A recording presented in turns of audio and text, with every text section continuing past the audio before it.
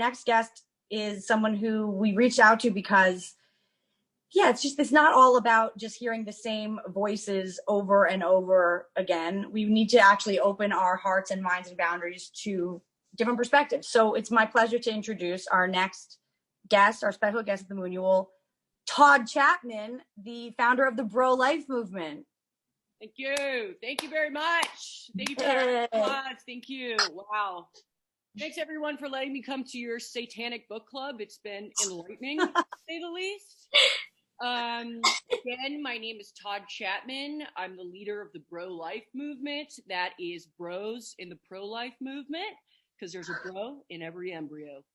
So, I just want to clarify, my name is spelled T-A-W-D, not T-O-double-D, because that's what Jesus would do. You see that? Tawd. All right, so you guys probably know me. You've fucking seen me, I'm sure. I'm part of a crew of dudes. We're super close.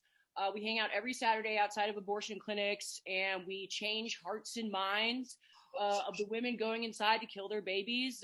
Honestly, by the dirty dozen. My numbers are way up there this year. And I wanted to join you today because I needed some intel, honestly, to get into the mindset, of evil and to turn around. And as Jesus said, 1 Corinthians 24-26, know thine enemy. So that's why I'm here. Oh my God. Well, mirrors, everything is mirrors. So we are so honored to be the opposite of you, Tawd. That is really, it is a pleasure to have you. So you've seen, we have one more act, left, but you've seen a lot of the Moonual so far. What do you think about, all of this? Was it what you expected? Honestly, the two words that come to mind are freaky deaky. And I do not use that lightly. Freaky deaky, I took a ton of notes. I can honestly run down the whole show because it's sick, like in the bad way, like how Nicole was barfing. So, and I want to, and before you have your gotcha moment, because I know you're going to try to get me. I know this looks like a celestial chart back here. I know. I realized that halfway in the show. However, I want to clarify my situation right now. I'm staying with my Nana. She is blind as a bat. She thought this was a picture of the world, and it's definitely not. So I don't know what's going on. My mom kicked me out because I ate all of her salami whips.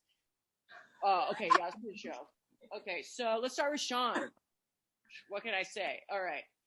A lot of logical fallacies in here. Dude said you can only control yourself. Not true. I can control women, dude. Done it before. We'll do it again. Woo! Done.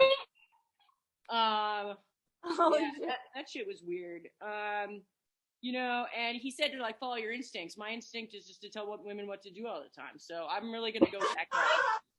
I honestly do that every day. I don't know why it's so hard for you suckers. And then we had Nicole come up, do some freaky deaky shit again. So it's hard to sort of differentiate what the fuck you guys are talking about. Literally, I've never heard people talk about one topic more than I've talked about, the evils of abortion. So bravo. I'll get to that. Also, it's pronounced tarot. Tarot.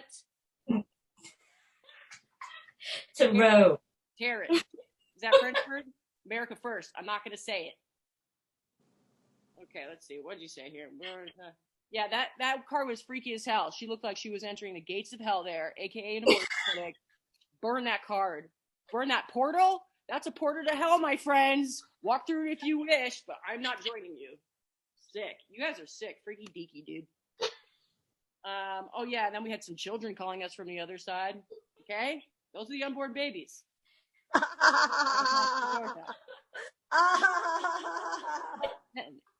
Then up next we had Tali Brava, and I'm going to be honest, she terrifies me. I would never want to meet her in person. I feel like she would peel my skin from my bones. somehow with her words, with her energy. I don't know what it is. Never met a person like that in my life, and I hope to never encounter her. Tawd, you're my ideal client. DM me. This is your ideal client. That's so Really? I don't have a lot of extra income coming in, but I'm selling coconut water on the side. So if that pans out, I will sign up. And it's coconut water right out the coconuts, not out the can. That shit is bullshit. So yeah, I don't know, Talia. You talked a lot about the rapture. Okay, I know a little bit about the rapture too. Talk dirty to me, please. The rapture is not happening on November 3rd. It's actually happening on December 25th, 2032. Jesus Christ is going to come down to this earth, and he's going to pick everybody who said, you're the guy that I believed existed because based on your writings. And he's going to go, you, not you guys, you. And we're going to go all the way up to heaven, and I'm going to see you suckers. I'm going to look down at you guys, throwing your cards and whistling with your crystals? Whistling crystals. That's what I call you guys. Whistling crystals.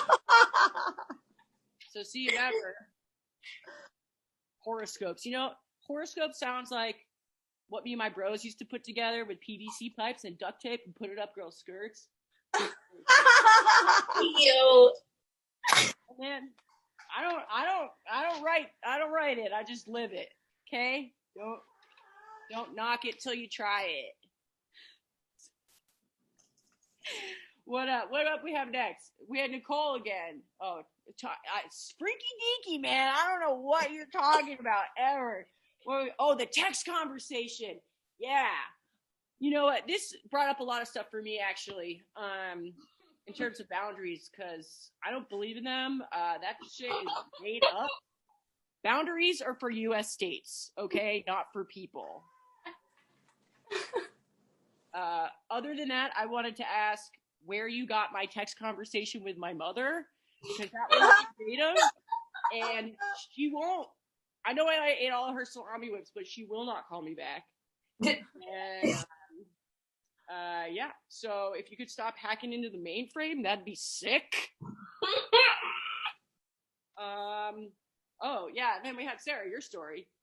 I also have a story about a beach. One night I dreamed a dream. As I walked along the beach with my lord, there up upon the beach we saw 2 footprints in the sand. And at a certain point I had a hard time, and I looked down and I saw only one set of footprints. And I said to my Lord, I said, "Dear God, why hath you abandoned me?" And the Lord looked at me and said, "I didn't abandon you. When you were having a hard time, I carried you like a little baby."